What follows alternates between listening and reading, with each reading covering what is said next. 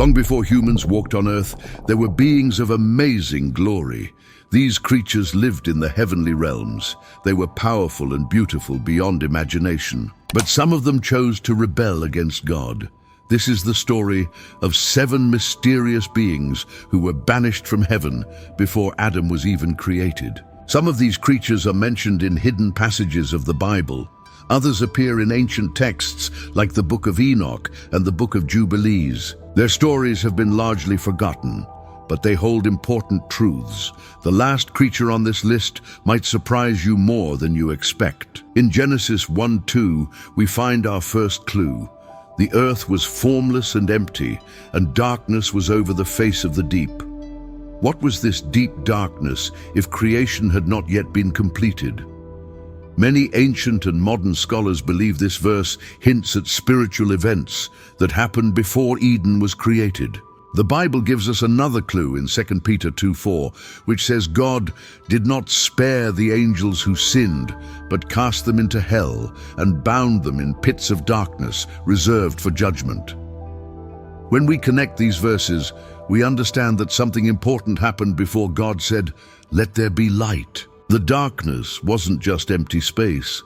It was a prison where once glorious spiritual beings were held because of their rebellion.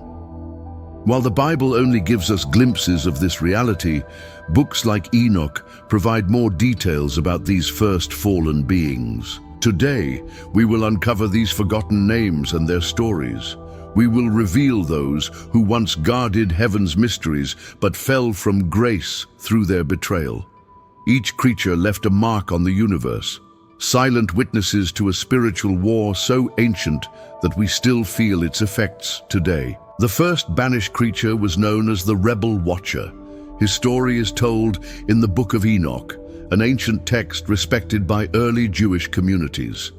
This book is even quoted in the New Testament in Jude 1:14-15, showing that early Christians knew these stories. According to these accounts, there was an order of beings called Watchers. They were sent to observe and protect the early earth. However, led by Siasa, many of these Watchers disobeyed God. They left their proper place in heaven and came down to earth, corrupting their sacred mission. These Watchers taught humans forbidden knowledge, how to work with metals, practice magic, and understand the secrets of the stars. They helped speed up humanity's moral and spiritual corruption. Genesis 6:1-4 hints at this when it talks about sons of God having children with daughters of men. These unions produced the Nephilim, who were violent giants. Though the Bible doesn't say much about this, the Book of Enoch explains that these relationships were part of the Watchers' rebellion.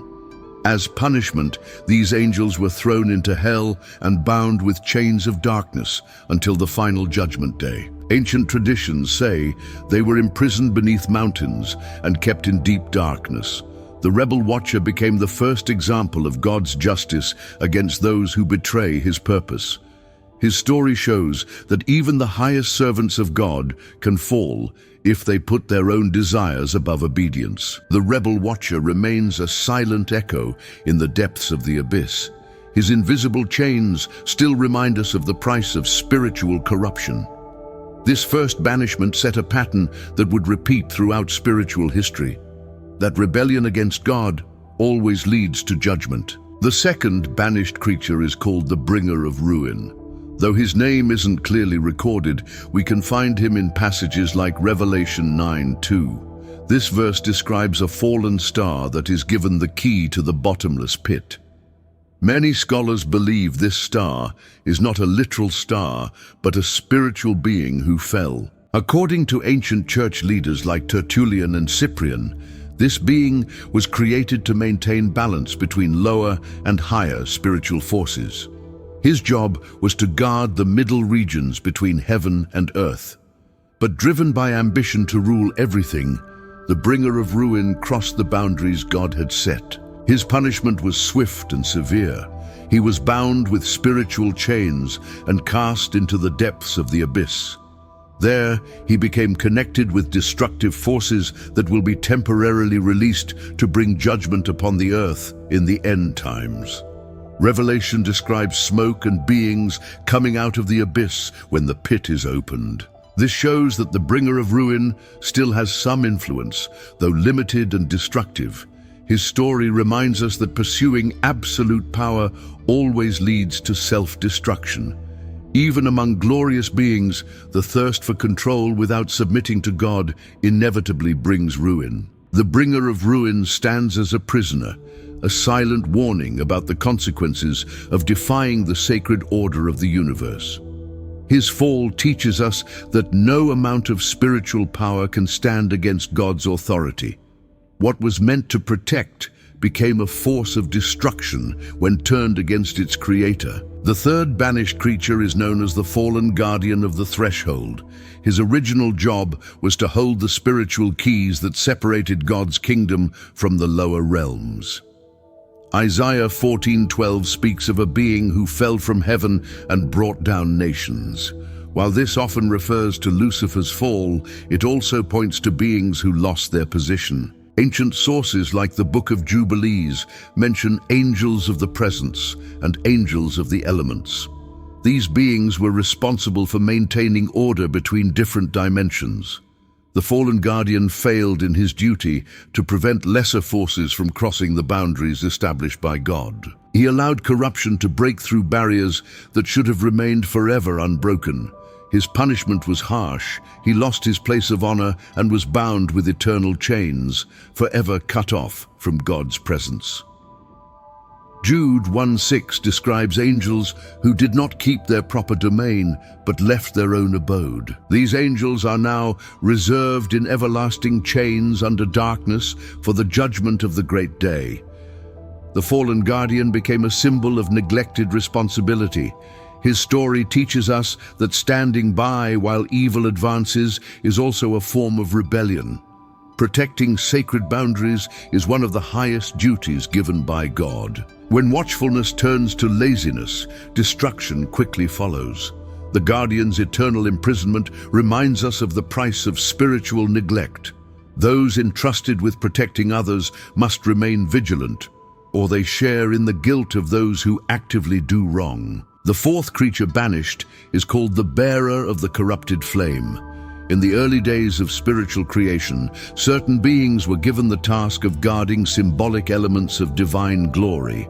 Among these was the sacred fire, which represented purity, justice, and power. Ezekiel 28:14 mentions a guardian cherub who walked among the stones of fire. Many scholars connect this image with beings who maintained holiness in the spiritual realm. According to Jewish traditions, the flame bearer was one of these exalted beings. However, he tried to use the living flame for his own purposes. He sought to create his own power source outside of God's will. This act was similar to the attempt described in Isaiah 14:13 to ascend above the stars of God. It was considered one of the worst betrayals in the heavenly world. As a result, the bearer of the corrupted flame was banished to regions where fire no longer gives light but causes torment. Ancient texts like the Book of Enoch describe pools of fire reserved for rebellious angels. The flame-bearer's sacred flame, which should have shone to honor God, became a symbol of corruption. Now it burns as judgment. His story reminds us that the most holy gifts, when turned from their divine purpose, become tools of condemnation. The flame-bearer stands chained in fiery depths, a silent monument to what happens when light is betrayed. Fire, which was meant to purify and illuminate, became the very element of his punishment. What we do with God's gifts determines whether they bring blessing or judgment in our lives. The fifth creature banished is known as the Sower of Discord. Unlike those who fell through open rebellion, this being corrupted himself in a more subtle way. He created division where there should have been unity. In Proverbs 6:16-19, we read that God hates one who sows discord among brothers. Many ancient interpreters saw in this verse an echo of corruption that began in heaven before reaching earth. Studies suggest that among the heavenly hosts, certain beings were responsible for maintaining spiritual harmony. The Sower of Discord, however, twisted his gift. Instead of creating unity, he spread suspicion and rivalry. This silent spreading of distrust was one of the triggers that caused the first great division in heaven.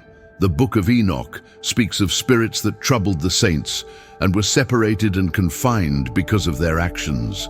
Jude 1:16 also mentions angels who did not keep their proper domain, but left their appointed position. These texts show the spiritual tragedy that happens when communication and influence, which are great gifts, are corrupted to create destruction. The fall of the Tower of Discord warns us that spiritual ruin begins not only in outward rebellion, but also in words and thoughts that undermine trust and love. He remains imprisoned today, proving that all discord created against God's purpose will eventually be judged and silenced. His story teaches us to guard our words carefully, as even angels fell through the power of divisive communication. Unity is a divine value that we must protect from those who would destroy it. The sixth banished creature is known as the Lord of Ancient Storms. Among the spiritual orders, certain beings were given authority over creation's elements, winds, waters, and atmospheric forces.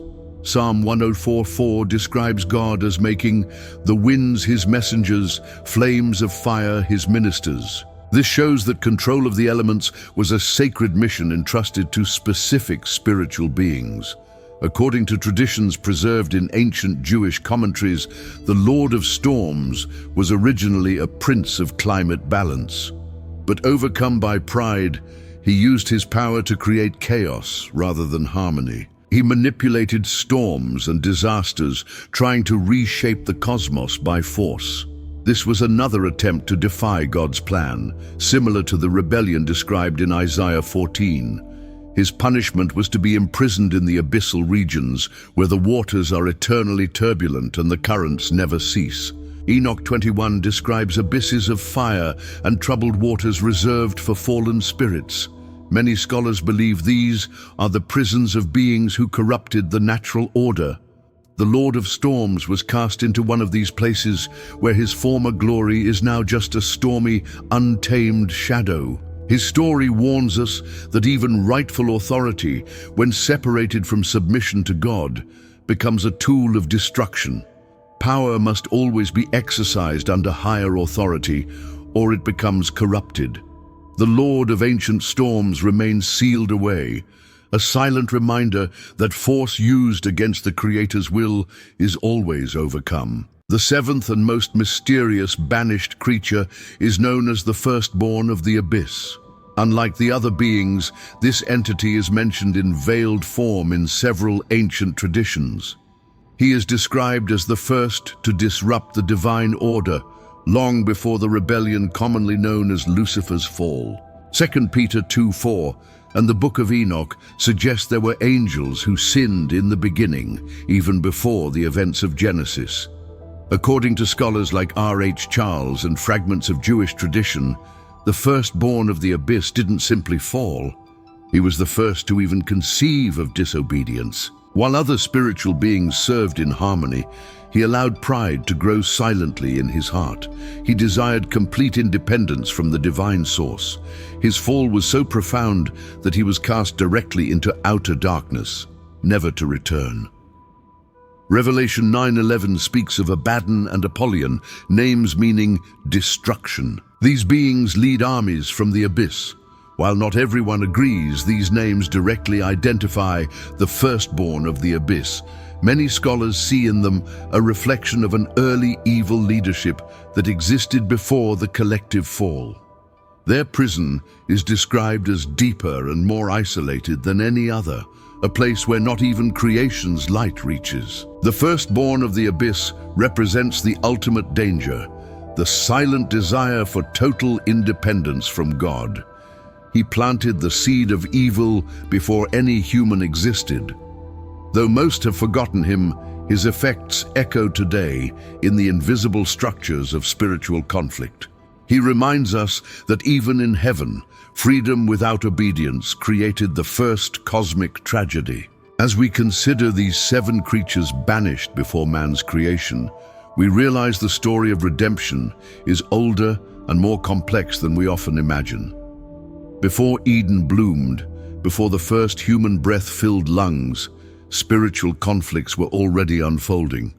Battles fought in heaven's silence continue to affect our world. The Bible, by mentioning darkness, abysses, and spiritual prisons, gives us valuable clues about these forgotten events. These aren't just ancient stories. They show us the seriousness of rebellion, the need for spiritual watchfulness, and the eternal importance of submitting to our Creator. Each of these creatures represents not only a distant past, but spiritual realities that still affect us today. The rebel watcher reminds us of the danger of forbidden knowledge sought for selfish purposes. The bringer of ruin shows the destruction that comes from grabbing power not meant for us. The fallen guardian teaches us the cost of neglecting our spiritual responsibilities. The bearer of the corrupted flame warns us about twisting holy things for unholy purposes. The sower of discord reveals how words can destroy unity. The Lord of Storms demonstrates how controlling forces meant to serve can lead to chaos. And the firstborn of the abyss, the most mysterious of all, shows that the very first sin was the desire to be independent from God. All these stories happened before humans existed, yet they set patterns we still struggle with today. They remind us that spiritual rebellion has ancient roots and serious consequences. What was sealed before time began will be revealed at the end of time. Those who sincerely seek truth will find that God never leaves his secrets completely hidden. Throughout history, he has preserved knowledge of these spiritual realities for those with eyes to see and ears to hear. These ancient beings, though imprisoned, are part of our spiritual history. Their falls created the spiritual landscape we now navigate. The darkness that covered the deep in Genesis wasn't just physical absence of light. It was spiritual judgment already in place. When God said, "Let there be light," he was beginning a new chapter in a story that was already unfolding in the spiritual realms. Each of us faces the same choices these beings faced, whether to serve in our appointed place or rebel against divine order. The difference is that through Christ, we have a path to redemption that these fallen beings never received. Their eternal imprisonment stands in stark contrast to the mercy offered to humanity. If this revelation touches your heart, share these truths with others who need to awaken to the spiritual dimension of creation. Remember that we fight not against flesh and blood, but against principalities and powers. Perhaps the very descendants of these ancient fallen beings who chose rebellion before time began. May the light of the Most High illuminate your path and strengthen your faith as you navigate this world where ancient spiritual conflicts continue to play out. What was hidden from the beginning is being revealed in these last days. Stand firm in the truth, knowing that God's justice and mercy have been working since before the foundations of the earth.